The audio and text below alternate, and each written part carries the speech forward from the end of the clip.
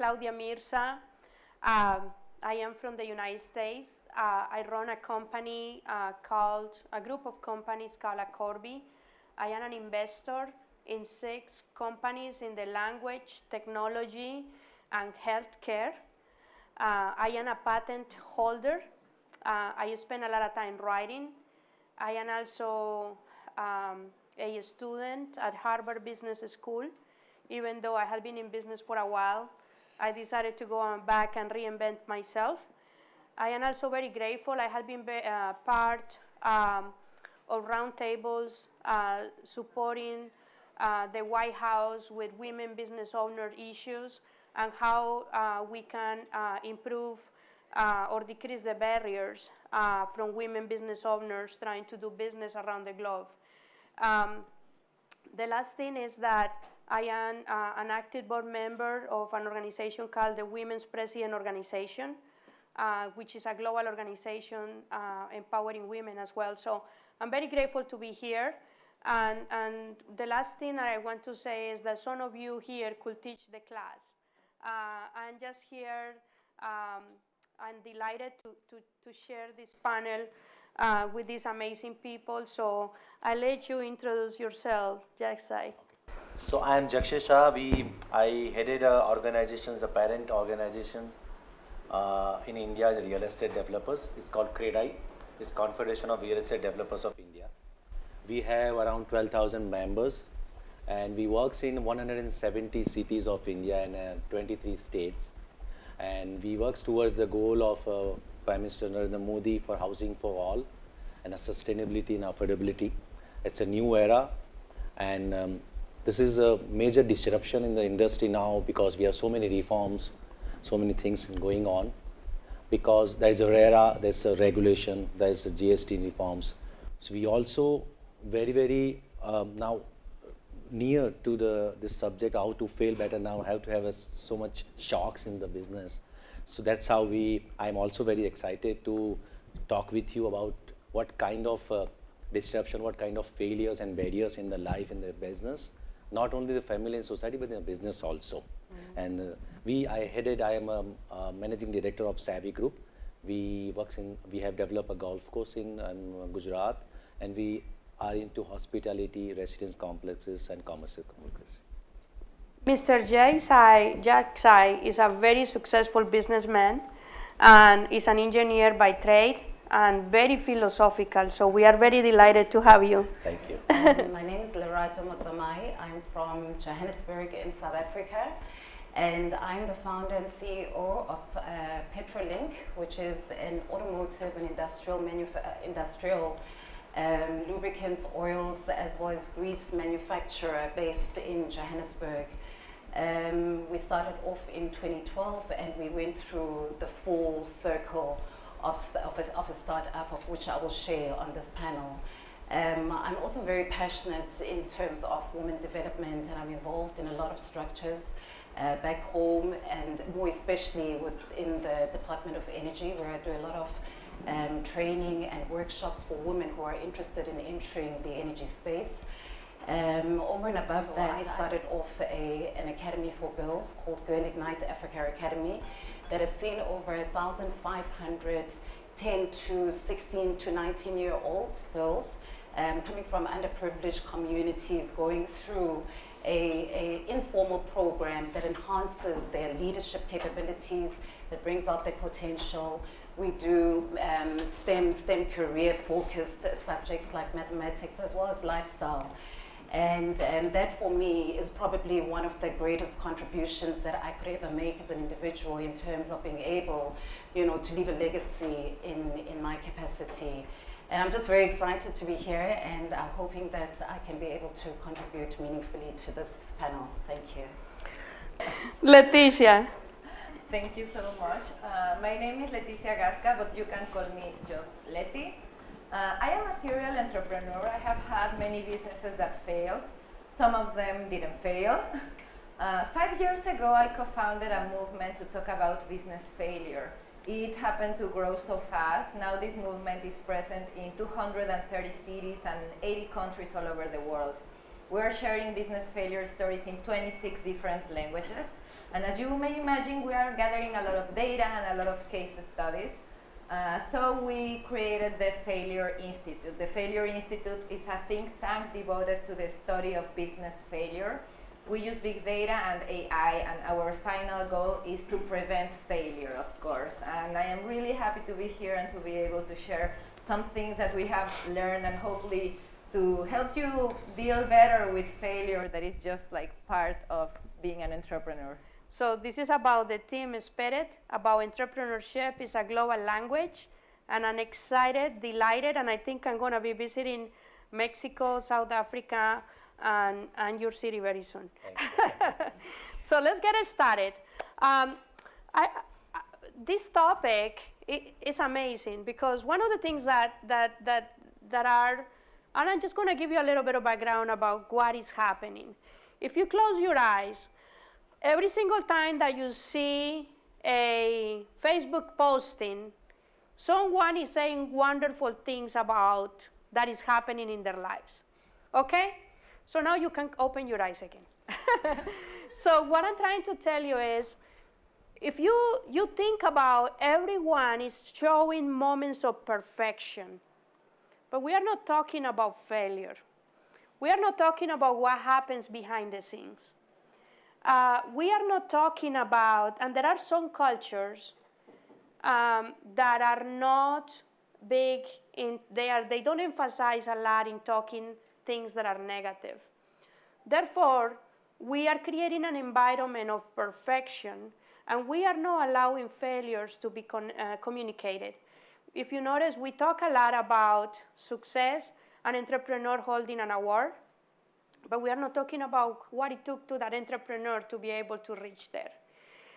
So I'm very passionate about, maybe because I'm a Latina and I like to show my emotions, I like to talk about how I got there. The other thing is that if you notice also the professional athletes, and whenever you are looking at the news, you see that whenever they are showing the summary of what happened, they are only showing the scores and the goals of all those players.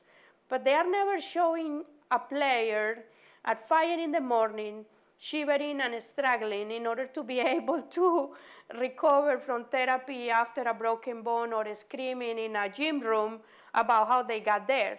So all these success moments are microseconds. And what happens behind the scenes is really a lot of hard work. The other thing is that in order for us to empower and mentor our entrepreneurs, we need to coach them in how to allow them to overcome failure. And our daily job as entrepreneurs, it is about fighting a status quo. And I want for you to think about how many times a day your customers are telling you, I don't need your services. How many employees of yours are saying, we cannot do that, boss. The other thing is that another person is saying, oh, I'm fighting with the other department, so I cannot get along with them. So this is important for us to decide to discuss this today. But also, it is important for us as entrepreneurs that we prepare and minimize risk, because once you minimize risk, you are ready to sell your business. You are ready to be able to have better lending options with your bankers. Once you decrease all the risk from your business, then an investor comes and buys your business. So it is important for us to really figure out how to decrease risk. And as Winston Churchill said, success is going from failure to failure without losing enthusiasm. So our panelists here are here to discuss their perspectives in how to fail better. So the first one is Leticia Gasca. Leticia is specialized in data analysis of entrepreneurs. So I would like to ask Leticia, so Leticia, just give us some data about failure and business failures. Just tell us, take us through the wall about business failure. Okay, Okay, I will begin with this. At the Failure Institute, we say that there are 3 types of people: those that have failed, those that will fail, and the liars. So, statistic number 1. Number 2, in developing countries, 80% of the businesses fail in their first 2 years of existence. This means that there are a lot of failure stories. In fact, there are more failure stories than success stories. In other countries, for instance, in the US, the failure rate is still really high. In the US, 70% of businesses survive for at least 3 years. So there are 30% of businesses that couldn't make it in their first 3 years. There are, although, good news. Last year, we made a research focusing on failure in social enterprises. And we discovered that social enterprises have a longer life expectancy. On average, they live 1 more year than traditional businesses. I think that's great news. And some other numbers: 88% of New Year's resolutions end in failure. Probably you can relate with this. And 95% of new products that are launched into the market also fail. Probably for me, the most inspiring statistic, and I will end with this because it's enough numbers, the message is clear, is that we have proven that if you understand why businesses are failing, you can actually prevent it and increase the survival rate. This year we made a research focusing on why those businesses founded by low-income women fail. And this research was taken by a microfinance institution, and they are actually helping the entrepreneurs they serve to have better and more successful businesses. And everything through the understanding of business failure. In some way, if we understand why businesses are failing in a specific region or in a specific industry, we are creating the vaccine to prevent that failure, but we will talk more about it later. Perfect. So I just want to give you some background about me. So right now I am running the 8th fastest women-owned business in the United States, 8th fastest growing women-owned business in the United States. So I'm excited about that. And it's Inc. 9063. But what people don't know is that I opened a business one time and I failed that one. So it just took that business. I realized that I didn't have enough customers that could buy my product, so I closed the business. But the second one, people are buying my product. So I'm very excited that people buy my product. So I just want to let you know that I really failed the first business. Good to know. Thanks for sharing.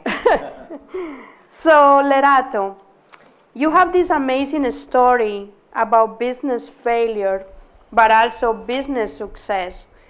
Tell us all the up and down and really what happened. Tell the audience to the story about what happened. Okay, so I also agree with the numbers that Leticia shared, especially when she mentions that in developing countries, year 2, that's probably the time that most entrepreneurs actually give in and they fail, because I'm actually one of those statistics. So I actually worked in the petrochemical sector in corporate for a period of about 15 years. And in 2012, I had this wonderful idea that abnormal people will decide to do, which is to leave a very secure position and a salary that is guaranteed. And I decided to open my own company. And I thought that I was improving a process within the company that I had worked for. And the first year, everything was well. But what I failed to do was to actually consult with them to find out from them is that, how are things going? How are we looking going forward in terms of the progress? But nonetheless, I'm a first-generation entrepreneur. Nobody in my family has started a business. Nobody has decided or even thought of going that route. And I think for me, one of the learnings that I have come about in starting a business is that it's either you go in full or you don't at all. And so when I decided to drive the service-driven company 2.5 years down the line, things went awry. I lost everything. When I say I'm a mother, I've got 2 children, There was no income coming in whatsoever. So what had happened was that the company that was mainly bringing in 80% of the business to the company, they changed the entire system of how they were running things. And because I had not had a business plan, there was no way that I could have mitigated that risk. And this is one thing that we do as entrepreneurs, that we do not plan to fail. And we just go in because we're excited, we're enthusiastic about the plan that we have, or the idea that we have. And when things fall apart, that's when you realize that actually this is what I should have actually done. Two is that I think that the processes that I didn't have within the business itself. So I learned that in every business venture, there needs to be systems and processes that one puts in place.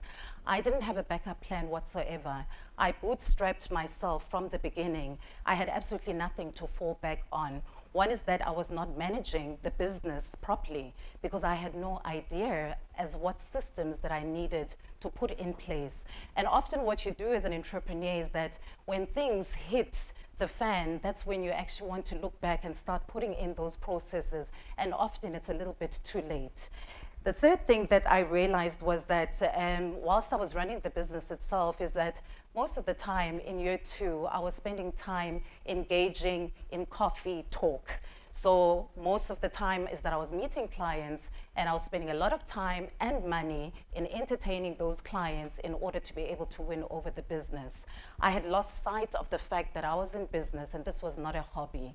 And often we do that because we're trying so hard in order for us to be able, to gain the business itself. And it's critical that in that process, you're actually looking at where are you standing at the moment. And I had obviously not done that for quite some time. Lastly is that one of the other things is that when I realized that things were not going well and that, eventually you have to either walk away from the business itself or you evolve the business. I think for me, it was a case of sitting down and really looking at the drawing board. I had been in the petrochemical industry for all that while, but what I didn't do was to actually evaluate where I was playing in that space. And it was only when I had hit rock bottom that I realized that I was right at the bottom of the food chain where everybody else was. And so as an entrepreneur, when you find yourself in a place whereby you're right at the bottom, you've either got two ways: to stay at the bottom or to try and shift where you currently are. And what I chose to do was to actually go a little bit more upstream to where everybody else was not prepared to go to, because one, the investment that is required there, the technical abilities that are required, and the expertise. But what I did also was that I stayed low for a period of time trying to reevaluate my situation. And I think it's important that as an entrepreneur that you do take that time, but don't stay there for too long, because it's very easy for you to eventually give in to depression.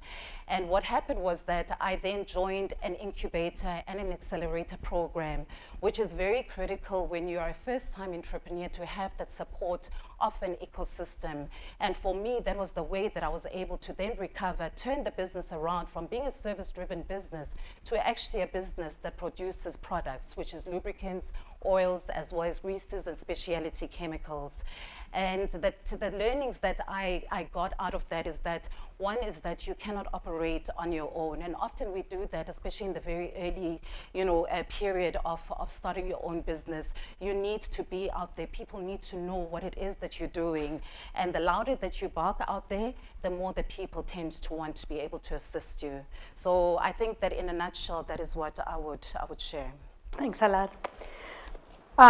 Amazing story. And whenever Lerato told me the story about her losing her house and moving to a small apartment, I really had chills and I cried. It really touched my heart. So I am excited about you, my friend. So, Jaxay, how do best entrepreneurs use failure for innovation? Laura, before going with my subject, I think this era of how you talk with each other, how you share your failures is more about this. World has become change. Keep that failure leverage into learning tool for success. I think this is the basic mantra for any entrepreneur. You have to be fail faster, fail better, and fail forward. You have to learn something from your failure. And you have to trial and error every time. That's how, and innovation is not something you know. If you know, it's not something innovation. And surprisingly, Viagra, penicillin, then smallpox vaccines, even the pacemaker, were all born out of failures. So, see, once you're working toward some assignment or some business, you don't have to be very hyper-focused about the result. Of course, you have to be a good project management, collaborating, do pros and cons, and put all the innovation together and have the connect dots. And then you will have maybe success. But more often you will fail, more often. But if your foundations are strong, then the failures will provide the reason for the failure. And then the reasons you can get the ladder for success. And you will have a lot of mistakes also. So there are so many mistakes you will do while something doing good, something doing great in the business or maybe in the society. There are mistakes, so many mistakes. So mistakes have to be good. Good mistakes. Good mistakes provide you, teach you about what went wrong. There has to be a good mistakes you have to do. The mistakes have to be original. You can't do mistake one by one every time you repeat the mistakes. Of course, there should be a new mistake while you are going something. Every new mistake will give you something, teach you something.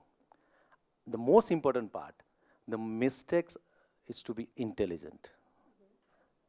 So this mistake, intelligent mistakes, you do fast, very intelligent mistakes so fast, then you can able to, and with your team also you can share, and then how there's all mistakes gone together, and you can path your road toward the success. I love it. Thank you. So you just opened my mind about something that happened to me in the business, and I have a specific company that has been in business for 15 years, and it aggravates me to see an error coming from a production line that has been in business for 15 years. That is totally unacceptable. It is absolutely unacceptable. Why? Because those are dumb failures. I should not be failing in a 15-year-old production line. However, the other day I was innovating. I had filed 2 patents, and I was in my innovation lab, and my marketing director says, "Claudia, I am so tired of you every single time changing this." And I said, "Listen, we are in the innovation lab. We are only designing, we are only making mistakes in paper. It is okay to fail." So it is very important for you to know the difference between failure in an old operation that you should not have a reason to fail, and in an innovation lab, think about how many times scientists, people working in pharma fail. So let's start making a difference between dumb failure, like my 15-year-old production line that should not fail, and the innovation lab where we are filing patents. So I would like to ask the next question. Solerato, how is that failure equates to a PhD and entrepreneurship success?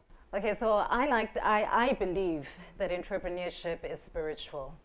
It really has to come from a place that is far deeper than the superficial that we tend to see on social media, people pretending that all is well when life is really, really tough.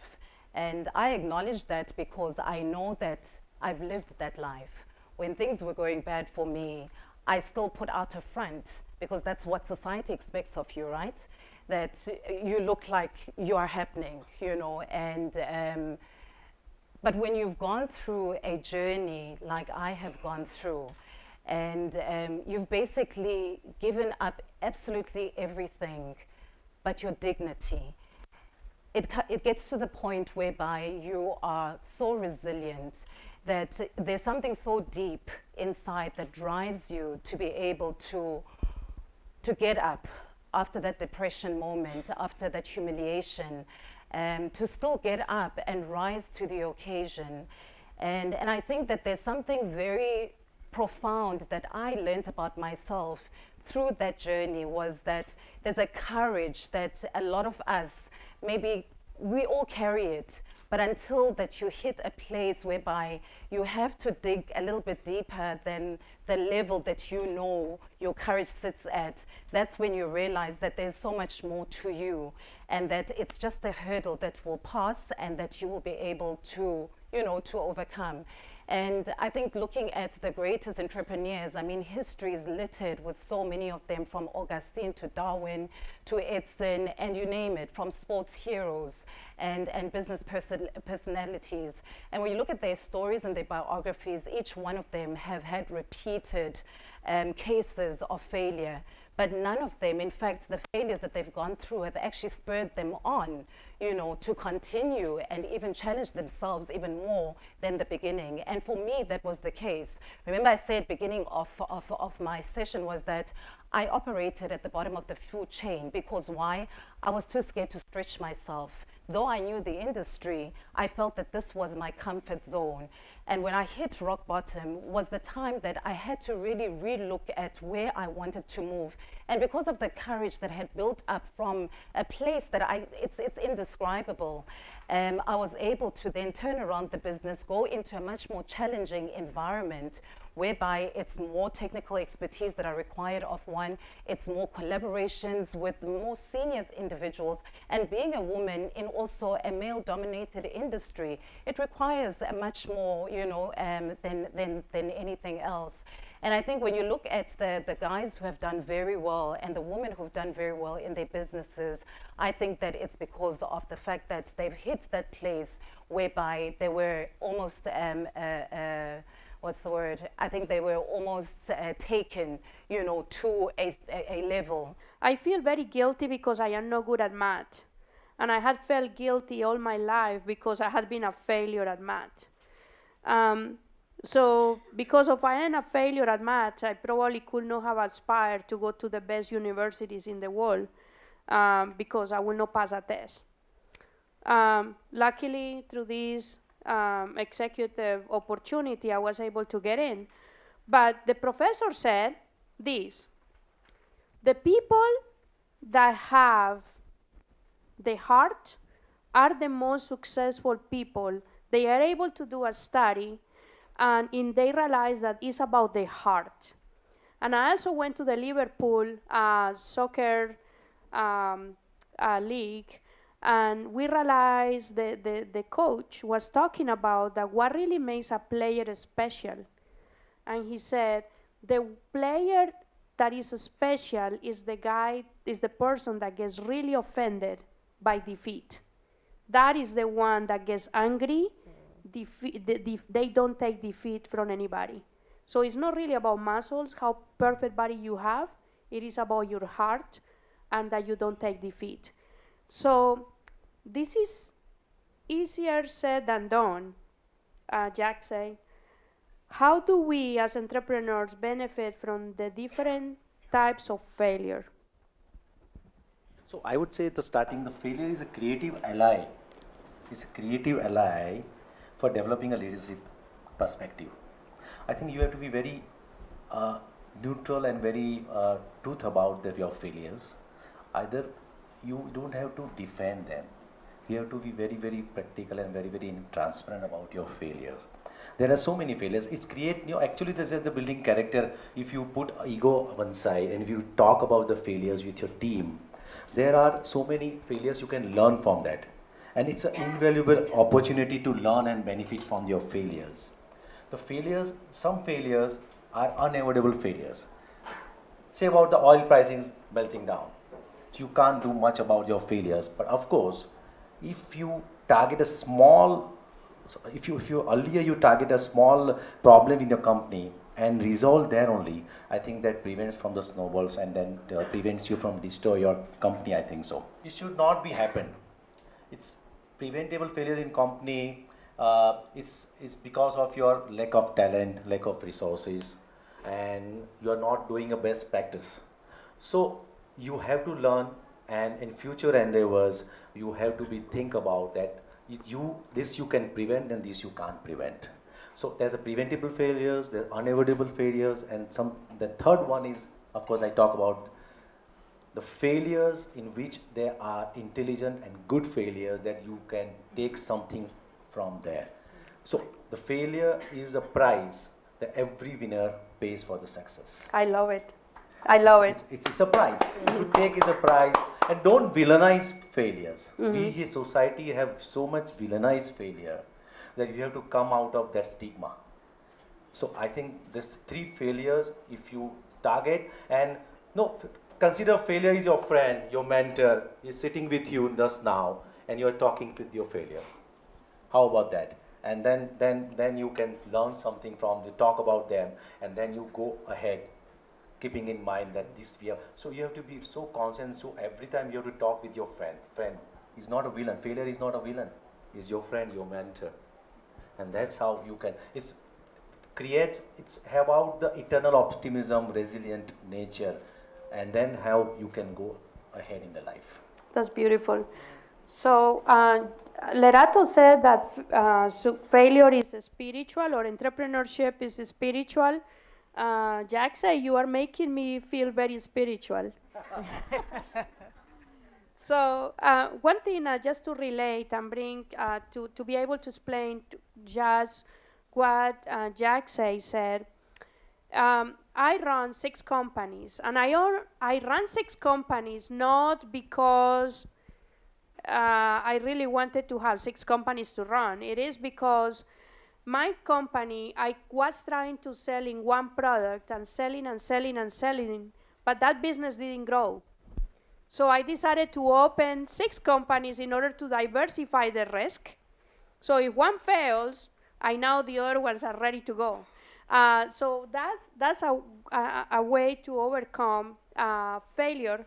The other one is about, there are a bunch of things, technologies that are coming in the market, and these are unavoidable failures. We are going to have to adapt, and we are going to have to grow as professionals.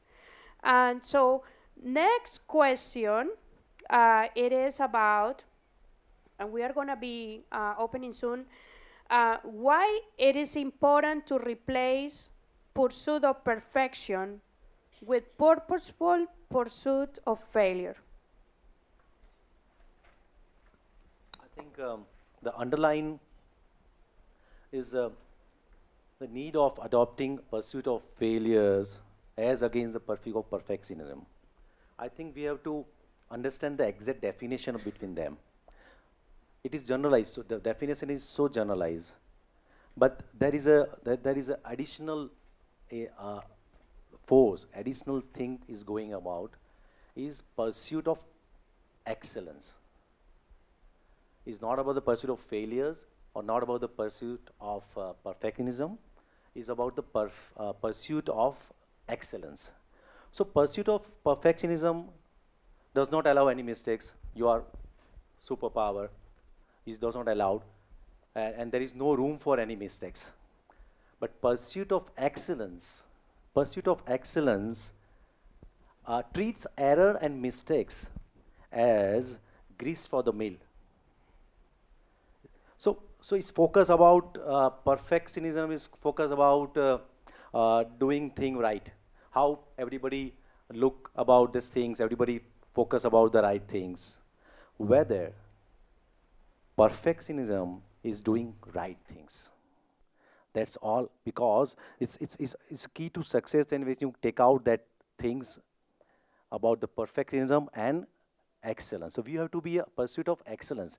Pursuit of failures gives you knowledge, motivation, education. That's how that give. But if you convert that failures into the excellence, that would be a game changer in your life for you. That's how I related excellence. And to be very frank, what about if you are a perfect? Perfect gives so much dismay in your mind. You have to be maintain that level every time. Every time you look there, you're perfect. it may give you some, it's give you a, not give you a 100% peace of mind to your mind and soul. But in excellence, you're always strive to do better. It's give you so much courage. It's give you so much passion about doing things right. So how do, I think the fruit for your labor tastes so much sweet after a few disappointments. That's how I like that apart from the failure, pursuit of failure leads to the pursuit of excellence. So I do not want for you guys to leave this room all sad thinking about failure, okay? I promise you we are going to take this to a good point. You are going to leave excited and in a good note. There are some important things here. The first of all is that please do not spend months and months and months writing a business plan. To prevent failure, the most important thing is to fail fast, to prototype, create a prototype, go out and try it, and basically validate your business idea, and don't spend a lot of time and money doing that.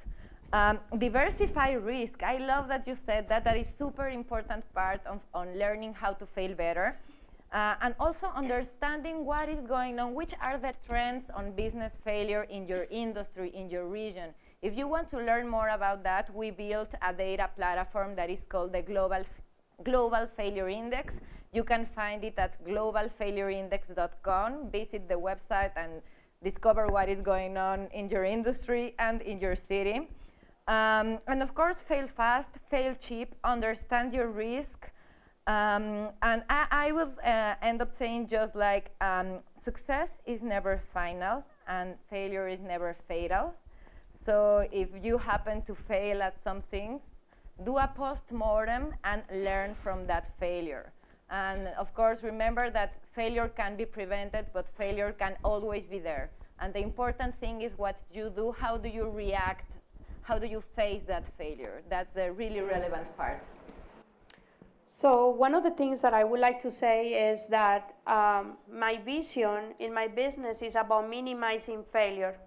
I am going to be increasing my Net Promoter Score. And with Net Promoter Score is to make sure that your customers are satisfied, the level of satisfaction from your customers. Because if we don't listen to our customers, also we could go out of business. And the third thing is to increase profitability. I'm going to focus on increasing the profitability of my business in order to make sure that in the future I don't have cash flow issues. So my vision, it is already covering several risk areas in order to be able to make sure that we stay away from trouble. And the good news is that once you make all these risks go away, an investor or somebody will come and say, I will pay you a lot of money for your business. So there are good news in order to make sure that we take away failure from the business. And now we would like to open it to the panel, to Q&A session.